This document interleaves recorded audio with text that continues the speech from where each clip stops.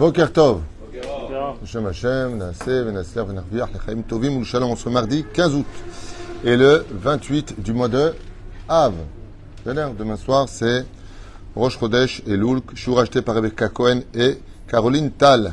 Pour l'élévation de l'âme du Rav Meimoun. Zecher Tzadik Livracha.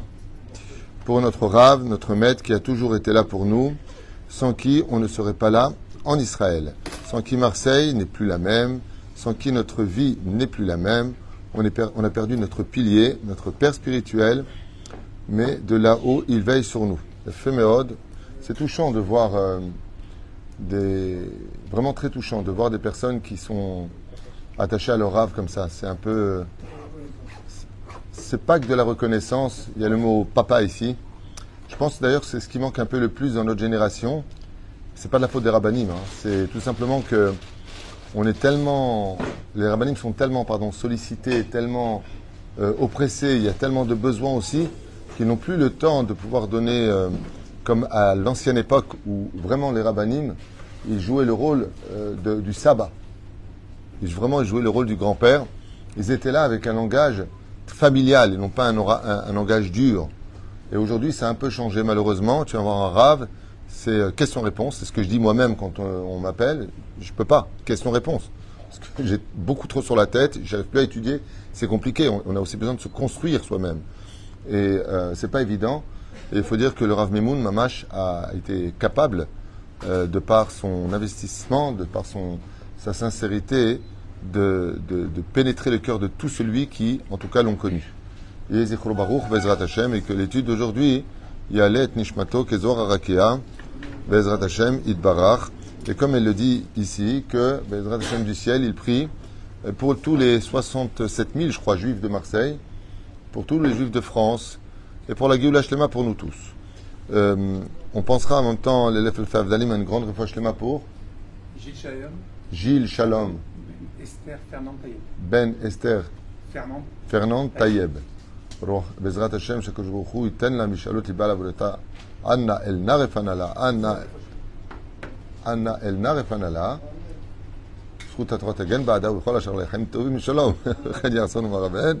On pensera à notre ami Shimon ben Rabbi Pinchas Pashter החלמה מהירה ובריאות איתנה אימה יקרה סליחה תחיה בת אפרת מרים בן אסתר חי וחמש אסתר בת רבקה שלמה בן זעירה יבון רוסופן שרה בת ססיה et leurs enfants Joël Myriam בת שרה נושא רחל בת אלבת גזלה, חיית בורה בת אסתר, מזל תווים בת אליס משפחת בן שבת, חיה סופי בת שבע בת חווה, אברהם פיבי היקר, יעקב בן שלום, qu'on souhaite une bonne parnassa, bien sûr tous les malades d'Israël, une grande atzlacha, bientôt c'est le retour des Bachor Yeshivot à la Yeshiva, on a besoin de vous, vous êtes les poumons du monde, sans vous il n'y a pas d'air, on ne peut pas respirer, im en Torah en kemar, c'est grâce à vous qu'on peut travailler, donc soyez fiers des Bnei Torah, soyez fiers de ça. Et ne tenez pas compte de la moquerie ou de l'ignorance des autres qui vous traitent de parasites ou autres. Chaz v'shalom. Bientôt, dimanche, c'est le retour d'Avrechim qui viendraient étudier en force un nouveau siman, Bezrat Hashem. Veza Torah Shelanu, Beshem Hashem, Naaseh Venatzliach, en espérant que cette année soit Shnat Geoula. Amen. Amen. À ton mariage, Bezrat Hashem. Quel âge tu as, toi 15 ans. J'étais grand-père à 15 ans, je disais. Yeshua de Nechamot. Bezrat Hashem Yitbarach. Alors, le sujet que je voulais développer avec vous, avec l'aide d'Hachem, c'est jusqu'où va les responsabilités dans ce que nous vivons aujourd'hui d'Akadosh Baruch Hu. C'est un sujet très prenant, un sujet inquiétant, à savoir est-ce que Béhémet, Akadosh Baruch Hu, il a une part de responsabilité dans ce que nous vivons ou pas? Ou est-ce que Béhémet, c'est nous qui, en réalité, provoquons ce que nous avons. En d'autres termes, quand quelqu'un en a ras-le-bol, est-ce qu'il a le droit de faire comme il le fait tout le temps? Je vais vous donner deux exemples que j'ai connus récemment de deux femmes qui n'ont pas eu encore le privilège de se marier. Parce qu'elles ne se sont pas mariées, elles en veulent à Dieu. Donc elles ont tout jeté. Les jupes, elles sont en pantalon, jupes courtes, plus chomérette ni guilla, plus rien. Mais ou freine, à partir du moment où, alors quelque chose bloque, on s'adresse à celui qui en a les clés, et d'une certaine façon, on a envie de lui dire, puisque tu ne veux pas m'ouvrir la porte de mon bonheur, moi je te fermerai la porte de tes volontés. Ce qui est une erreur extrêmement grave, parce que tu rajoutes de l'huile sur le feu. Bien au contraire. Mamash chaval me'od. On peut constater cela aussi dans les affaires, où j'ai connu moi-même plusieurs exemples de personnes qui étaient plus ou moins pratiquants, et qui, malheureusement, ou heureusement, on ne peut pas le comprendre pour l'instant, eh bien, ont pashto regel, ils ont déposé le bilan, et ils ont perdu leur argent. Eh bien, ce qui en est résulté, c'est qu'ils ont tout jeté, en disant, puisque Dieu, tu ne m'as pas aidé, tu ne m'as pas accompagné. Le pire, c'est qu'ils retournent la situation, en disant, en plus de cela, au lieu de dire merci de m'avoir donné le mérite de donner de la tzedaka au yeshivot quand j'avais de l'argent, merci de m'avoir permis de pouvoir soutenir la Torah quand j'avais de l'argent, merci d'avoir pu payer des familles qui fassent Shabbat, c'est-à-dire ça c'est dans ta poche, personne ne peut te prendre, ils regrettent. Ils ont tout perdu. Tout perdu. En disant, voilà, moi j'ai donné, et à quoi ça me sert, aujourd'hui j'ai plus rien, d'accord ? Et à qui, ou devant qui, il se présente pour crier devant Hachem lui-même, qui on pourrait considérer comme étant mamash, je dirais pas simplement la pire des erreurs, c'est la pire des horreurs de faire une chose pareille. Au contraire, bien au contraire. La personne qui, là où elle est, là où elle se trouve, devrait se remettre en question, Bémet, devrait réfléchir un petit peu à tout cela. Il y a un Chabad, à l'époque de Gorbatchev, qui était en Russie. Et pour un peu illustrer tout cela, je vais raconter cette histoire. Il a été condamné à descendre en Sibérie. Sibir, on dit en hébreu Sibérie. C'est quoi la Sibérie? C'est un endroit où il fait un peu bord. C'est moins 50 degrés. Tu restes sur place plus de 5 minutes et ton pied n'est plus récupérable. Il faut constamment bouger. Quand il est arrivé en Sibérie, il était en enfer. Pachout, il était en enfer. C'est-à-dire, en enfer, il y a qui là-bas? Il n'y a que des démons. Les gens ne sont pas agréables. La vie est très très dure. Et quand il est arrivé, il s'est demandé comment il allait faire. Comment il allait faire pour surmonter une telle épreuve d'être jeté dans les cachots de la Sibérie. Mais sur la route, qu'il emmenait là-bas, il a raconté sur Chabad, après avoir été libéré, comment il a tenu alors qu'il est né dans des draps de soie. Quand quelqu'un vit en Afghanistan ou dans un bled perdu et qui se retrouve en Sibérie, bon, pour lui, là, il faisait chaud, là, il faisait froid, il n'y a pas de grande différence. Mais quand tu viens d'un monde où il y a une belle table de Shabbat, où tout est prêt et que tu es seul, parmi des non-juifs hostiles, à vivre quelque chose d'aussi glacial, c'est très difficile. Et il dit qu'il a tenu grâce à un événement qu'il a vu. Et cet événement-là lui a donné la force de tenir toutes ces années, jusqu'à sa libération, après quoi il partit à New York. Il dit que quand il était là-bas, il a vu un cosaque, ou je ne sais pas comment on appelle ça, un russe en tout cas, qui était présent, et qui avait attaché d'un toit à un toit un fil, c'est-à-dire une corde comme ça, et qui gagnait son argent en demandant si les gens pensaient qu'il était capable de traverser en courant ce fil, cette corde. Donc les gens lui jetaient dans son chapeau, et lui, sans aucun problème, faisait l'aller-retour. Après, il demandait s'il était capable de faire cela en marche arrière, à une hauteur de 10 mètres. Les gens mettaient de l'argent, et, une fois de plus, ils étaient en train d'applaudir quelque chose qui, quelque part, pouvait occasionner sa mort. Dans le froid, il le faisait. La corde glissait, malgré tout, il le faisait. Et à un moment, il a fait monter sur le toit une brouette. Il a dit, est-ce que vous pensez que, en tenant la brouette, au lieu de prendre l'équilibre avec les mains, je pourrais, comme ça il raconte, traverser cette corde de plus de 15 mètres à faire? Il y en a qui lui ont dit oui, il y en a qui lui ont dit non. Ils ont mis l'argent dans le chapeau, et maintenant, lui, il est là-bas, il attend sur place, en train de bouger comme ça, en train de voir cette scène, et il le fait sans aucun problème. Il demande s'il pourrait le faire en marche arrière, en tenant en arrière un funambule. Et à ce moment-là, il y a une partie qui disent oui et une partie qui disent non. Alors lui, du haut de la corde, il regarde et dit, alors pour ceux qui disent que je peux le faire, est-ce qu'il y en a un qui veut monter sur la brouette? Alors ceux qui ont dit oui, ils ont fait 3 pas en arrière. Ah, je comprends pas. Vous avez dit que je vous ai montré, je vous ai prouvé par A plus B que je tenais sur une corde. Mais il n'y en a pas un qui a voulu monter. Alors quand il est arrivé de l'autre côté du toit, il a pris un enfant qui était tout emmitouflé comme ça dans beaucoup de manteaux, de fourrure, de peau d'animaux. Il a mis sur la charrette. Il a commencé à s'avancer, les gens ont mis beaucoup d'argent dans le chapeau. Les femmes se sont mis à crier et il s'est engagé avec la brouette sur la corde. Et voilà qu'il avance doucement, doucement. Et le petit, contre toute attente, à la hauteur où il était, le Chabad raconte qu'il voit le petit russe qui fait comme ça à tout le monde. Ouais! Ils n'ont pas compris. Le petit, il devrait hurler là où il est. C'est pas un petit, il a 6 ans. Il comprend qu'il y a aussi un danger. Il arrive de l'autre côté et il descend. Quand il est descendu, toutes les femmes se sont précipitées vers l'enfant, lui disant, mais t'es pas un peu inconscient? Comment tu peux monter dans une brouette sur une corde? T'as 15 mètres de hauteur, mais comment c'est possible? Quoi, t'as pas eu peur? Il lui a dit non, j'ai pas eu peur. Alors on lui a posé la question pourquoi, et c'est à ce moment-là que le Chabad il a entendu cette phrase qui lui a changé sa vie. L'enfant il lui a dit, mon père il a mis 10 ans pour m'avoir. 10 ans. La chose qu'il aime le plus au monde, la personne qui mourra le plus rapidement au monde, c'est pour moi. Et quand il m'a mis dans la charrette, dans la brouette dans laquelle il m'a mis, je ne peux pas avoir peur. Parce que si mon père a pris le risque de me mettre sur une corde sur laquelle le moindre déséquilibre m'aurait fait tomber, c'est que c'était certain qu'il ne pouvait pas rater son coup. Parce que s'il y a une chose que je sais, c'est que mon père m'aime plus que tout au monde et que jamais, jamais il ne me fera prendre un risque ou jamais il ne me fera, chas v'shalom, tomber de là où je suis. Jamais.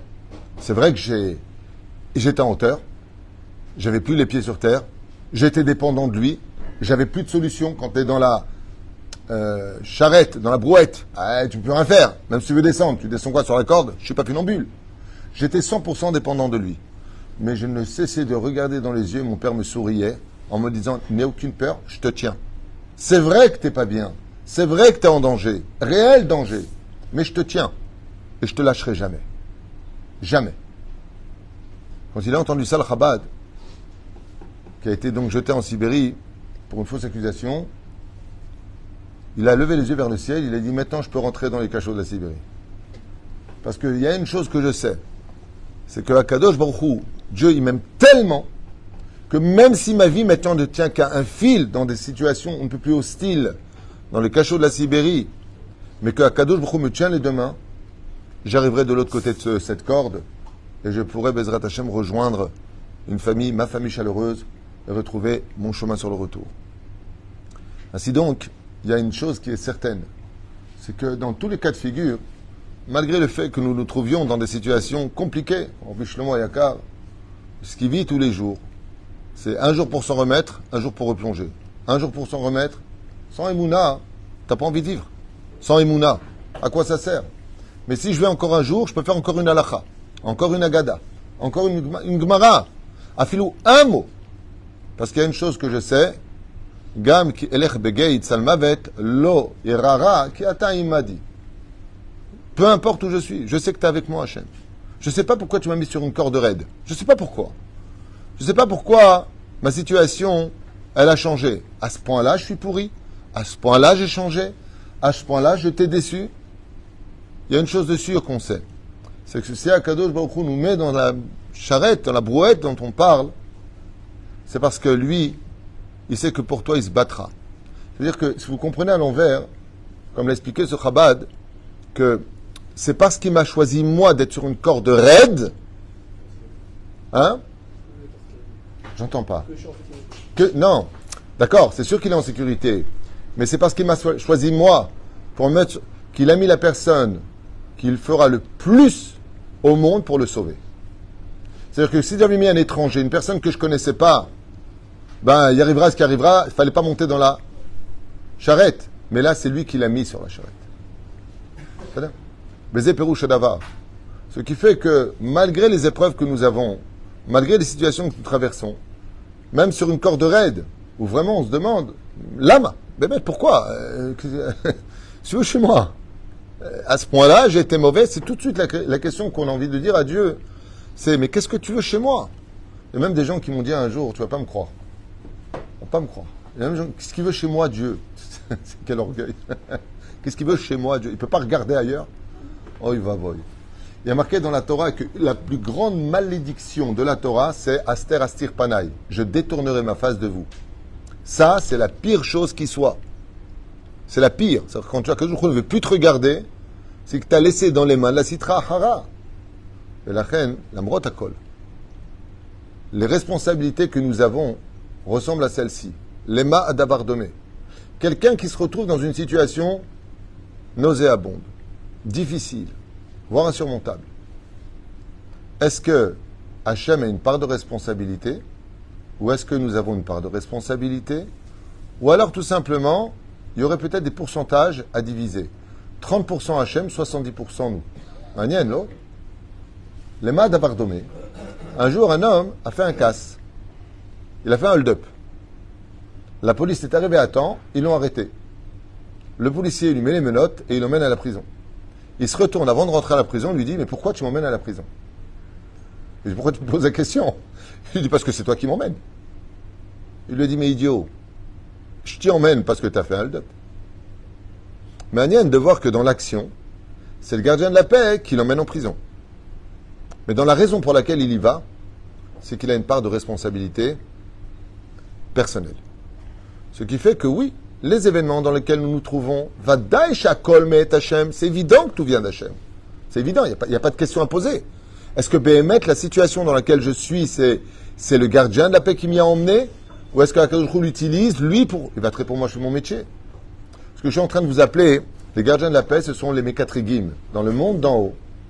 Ce que j'ai étudié hier dans mon bureau, c'est que pourquoi Elul, c'est si important, Ani le Dodi Vedodili, qui exprime le père qui dit à son fils, je te tiens par les deux mains, Ani le Dodi Vedodili, je suis pour mon bien-aimé est pour moi. Il dit, je te tiens. Mais n'oublie pas un détail. La brouette dans laquelle tu te trouves, c'est toi qui t'y es placé. Papa, montre-leur que moi j'ai confiance en toi. Ce qui fait que dans une épreuve, comme le dit le Zohar HaKadosh, quelque chose de Nora Ve'ayom, ce que je vais vous dire maintenant au nom du Zohar, ben, ça devrait tous nous remettre en question. Le Zohar HaKadosh, il nous dit que l'épreuve que nous avons, ou le tikkun que nous avons à faire, n'est cautionné dans le ciel que si, de mon côté, je l'accepte avec amour. Si ce n'est pas le cas, ma souffrance aura presque servi à rien. Ça veut dire, je n'ai pas réparé ce que j'avais réparé. C'est pour ça que la Hazara de la Gemara de nous dire que Shem Shemevarech ala Tova, car Yevarech ala Ra'a, et Berumo Shel Olam. Ça veut dire que quelque part, le fait de me trouver là où je suis, dans cette situation, sur une corde raide, me permettra d'aller de l'autre côté si je ne quitte pas avec mes yeux à Kadosh Baruch Hu. Il y a une chose que le Chabad avait dit que j'ai oublié de vous dire, c'est que l'enfant, il n'a pas regardé une seule fois en bas. Il regardait que les yeux de son père. Et ça m'a rappelé le Télim 121, duquel il est dit Shir la ma'alot, Esa enai eleharim, Me'ain yavo ezri. Il y a un très beau chidouche à retenir. Ce verset-là, nos chachamim l'ont expliqué pour expliquer ce qu'on va dire maintenant. Mazé, Shir la ma'alot, pas Shir ham ma'alot, Shir la ma'alot.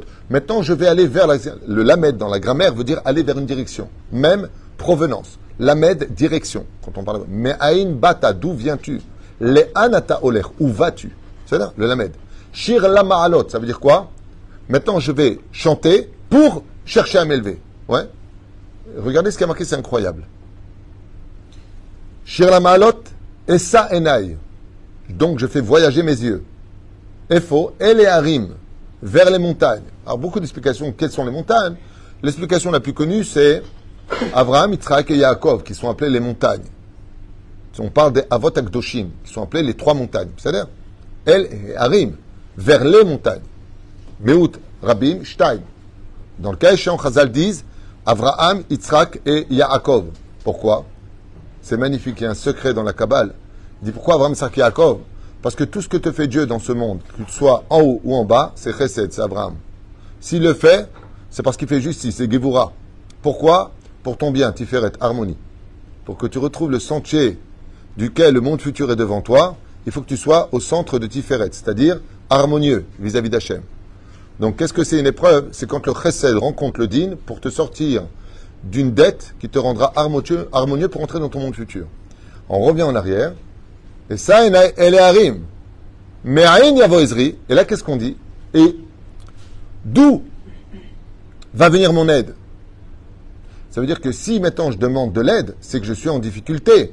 Donc comment je dois dire? Shir lama alot. Chaque fois que tu es en difficulté, c'est qu'Akadosh Baruch Hu veut t'élever de niveau. Il veut te monter au-dessus d'un niveau. Shir lama alot. Et ça, ena el harim. Me'ain yavo ezri. Tu veux surmonter l'épreuve. Akadosh Baruch Hu, il te dit, tu ferais mieux de faire profil bas au lieu de te révolter constamment contre moi, parce que tu n'as pas eu ta sucette, parce que tu n'as pas eu ce que tu voulais. Mais sache une chose, si tu es arrivé là-bas, il n'y a pas d'injustice. C'est Gevura. Akadosh Baruch Hu, c'est digne. Si tu as ce que tu as, c'est pas Gamzol et Tova simplement, c'est Hachem ou Elohim. Akol Emet. C'est pas parce que je ne sais pas, je ne comprends pas, je n'ai pas vu que la réalité n'existe pas pour autant. Car Dieu a tous les dossiers, ceux que toi tu ne connais pas. Ça m'est plusieurs fois arrivé d'entendre des sons de cloche de certaines personnes et tu as envie de tuer l'autre personne parce que tu lui donnes 100% raison. Seulement quand tu vas voir l'autre personne, oh, t'as bien fait, moi j'aurais encore plus frappé. C'est-à-dire que, attends, il y a un autre son de cloche. Mazé me'aïn yavo ezri, eze chidush nifla. En réalité, Chazal, ils disent me'aïn, virgule, yavo ezri, point d'exclamation. Si tu veux avoir des réponses face à l'épreuve, Aseh me'atzmecha me'aïn. Mazé me'aïn. Redémarre ta vie, où tu es redevenu un embryon. Me'aïn. Mazé aïn, c'est néant. Yavo ezri. Si tu es capable, face à l'épreuve, de recommencer tout à zéro dans ces conditions dans lesquelles tu es sur une corde raide, alors tu peux compter sur Yavo ezri. Pas dans la traduction Me'aïn Yavo ezri, d'où viendra mon aide. Et là, Me'aïn, virgule, Yavo ezri. Si tu es humble face à l'épreuve, t'arrêtes de te plaindre et que t'arrêtes de jeter à Kadosh Baruch Hu dès que tu as un moment de le faire, parce que tu n'as pas eu ce que tu voulais, parce que ça ne correspond pas à tes plans, parce que les choses ne se sont pas passées comme tu avais investi pour qu'elles se passent. C'est-à-dire, Al-Ze Neymar Me'aïn Yavo ezri. Si Be'ezrat Hashem Yitbarach, à ce moment-là, Davka, tu fais preuve d'une grande humilité, donc reçois Be'ahava, Al tikra me'aïn yavo ezri. Et la me'aïn, virgule, yavo ezri, point d'exclamation. Tu peux être certain qu'Akadosh Baruch Hu sortira de là-bas et que tu atteindras la corde de l'autre côté. Afar va'efer anochi. Afar va'efer anochi. C'est Pérouche d'abord pour lequel il est évident que si on ne perd pas de vue que Akadosh Baruch Hu nous aime vraiment et que si la situation dans laquelle nous sommes, nous avons une grande part de responsabilité, qui correspond peut-être à une réincarnation, ou peut-être à quelque chose qu'on a oublié, ou qu'on pensait être dans la poche. Anilo Yodéa, je n'ai pas les comptes divins, et je ne tiens pas à les avoir, parce que combien même je les aurais, je peux vous dire que je ne les comprendrai pas. Parce que Akadosh Baruch Hu n'est que chesed. Ça me rappelle l'histoire d'un ami, que Dieu repose son âme, que j'ai connu à Los Angeles. Et un jour comme ça, il vient pour aller déjeuner, dîner le soir, avec un autre ami à Paris. Et l'autre ami lui dit, écoute, je suis avec un très très bon pote, ça ne dérange pas qu'il vienne aussi manger avec nous. Il lui a dit, il n'y a pas de problème. Il s'assoit comme ça à table, et il parle. Mitbarer que la personne qui était venue en plus prend la main de mon ami et lui dit, demain matin, 7h, vous venez à l'hôpital Saint-Louis. Alors il dit, pourquoi? Il lui dit, je suis professeur là-bas, je suis dermato. Votre grain de beauté m'inquiète beaucoup. Il lui dit à 7h, 7h. Pas 7h01, 7h. Mon pote arrive là-bas, à 7h du matin, il a été immédiatement hospitalisé, c'était la maladie. C'était la maladie. Il a tenu 3 ans après. Allah le bête au l'amour. 3 ans. Il te rend compte, j'étais venu pour régler des comptes. Lui était venu pour voir un ami et régler des comptes avec lui. Lui a dit, ça ne dérange pas, j'amène quelqu'un. Pareil, en Australie, quelqu'un fait du surf, un requin vient et le mord. Vous avez entendu cette histoire, elle a fait tous les réseaux. Il s'est fait mordre par un requin. C'est vachement sympa. Hein? En Australie, c'est un peu quelque chose de normal. C'est les risques du métier. Et le mec, il a béni le requin qui l'a mordu. Il lui a arraché un bout de la cuisse, il l'a béni. Pourquoi? Parce que quand il a été emmené à l'hôpital en urgence, il était à la veille d'une phase finale de la maladie, complètement inconscient de ce qu'il avait.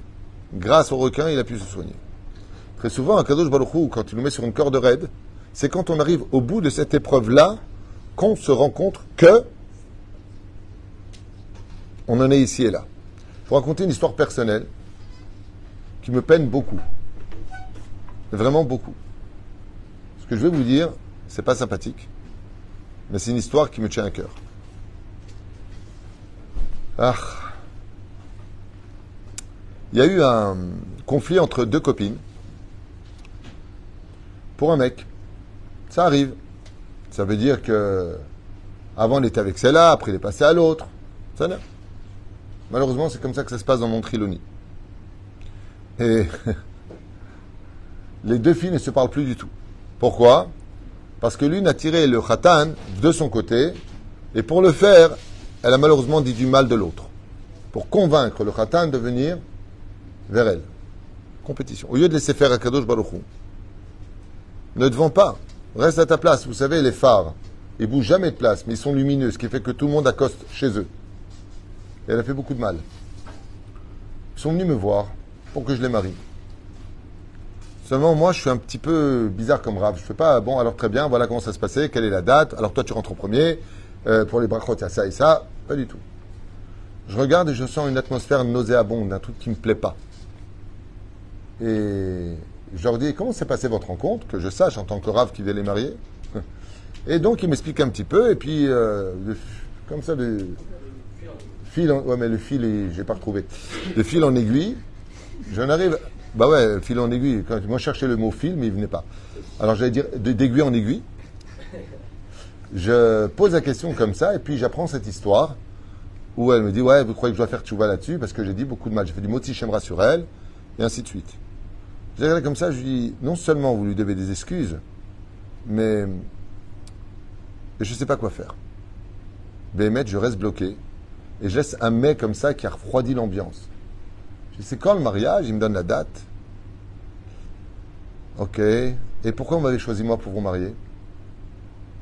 Ben voilà, mes parents regardent vos cours, on a déjà vu une choupa, très bien, chazak ou pas. À un moment, le khatam me dit, ça va? Je lui dis non.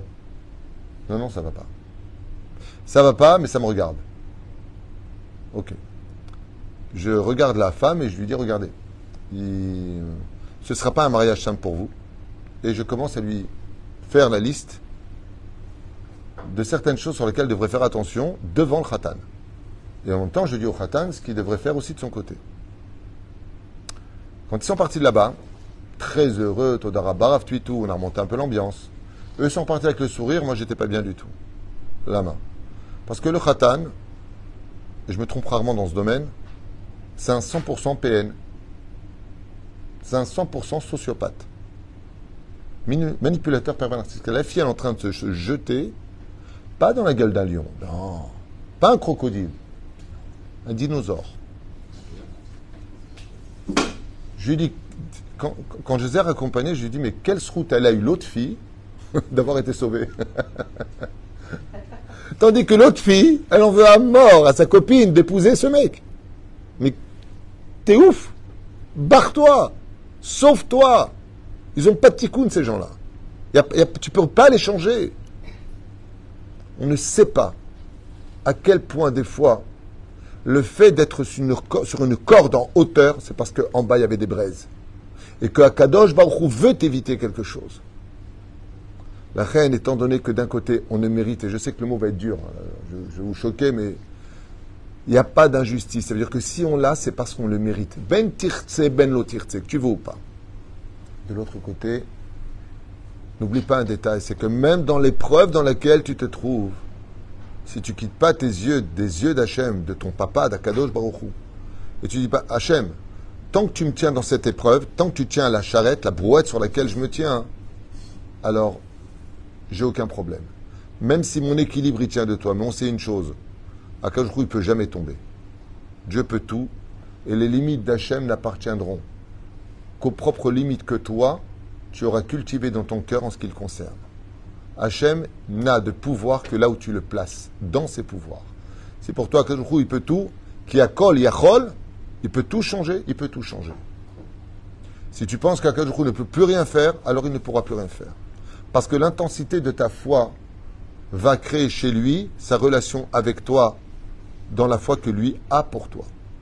Et ainsi donc, Bezrat Hashem, face à toutes ces situations, nous avons tous des parts de responsabilité. Si Bezrat Hashem, on avait fait tout ce qu'il fallait, on aurait fait tchouva, le Rav ne serait peut-être pas parti. Pourquoi les tzadikim, ils partent pourquoi? Faire la kapara de la génération. La kapara de la génération. La reine Bezrat Hashem, qu'on ne soit jamais ni découragé, ni déçu, mais juste que des fois dans la vie, pour faire un redémarrage de notre mazal, il faut redescendre en bas. Il faut redescendre en bas. Il y en a un qui m'a dit, vous trouvez ça normal? J'ai fait 18 shidduchim. 18 shidduchim. Hein? Vous trouvez ça normal? C'est pas cruel ça dans le ciel? J'ai regardé comme ça, je lui ai dit, viens voir, je te montre un truc. J'ouvre le sidour, je lui montre ma Maseret Avot. Ouais. Et je lui montre ma Maseret Avot. Et je vois marqué là-bas 10 générations de Adam jusqu'à Noach. Tout le monde a fâché Hachem. Il n'y en a pas un qui a plu à Dieu. 10 générations de Noach jusqu'à Avraham. Sheba Avraham et Kibel Srar Kulam. Jusqu'à ce que soit venu Avraham, il a reçu le salaire de tout le monde. Je lui dis, moi, ça fait combien? 10 et 10. Mais ça fait 20 générations. Je tu te rends compte? Dieu. Je ne parle pas de toi, là. Je ne parle pas de moi, je parle de Dieu. Il a fait 20 shidduchim, 20 générations, avant d'avoir enfin trouvé le shidduch adéquat, Avraham Avinu. Il me dit, Hamoud, il me dit, alors quoi, fait encore 2 échecs? Si tu te compares à Dieu. Ce que je voulais simplement te faire comprendre, c'est que mieux vaut prendre son temps, même si on est pressé, vous connaissez l'histoire, roule doucement, je suis pressé, que de remettre Akadosh Baruch Hu en question, alors que lui, il a attendu 20 shidduchim avant de trouver Avraham Avinu, Avraham Ahuvi. Kol Tuv Velitraot.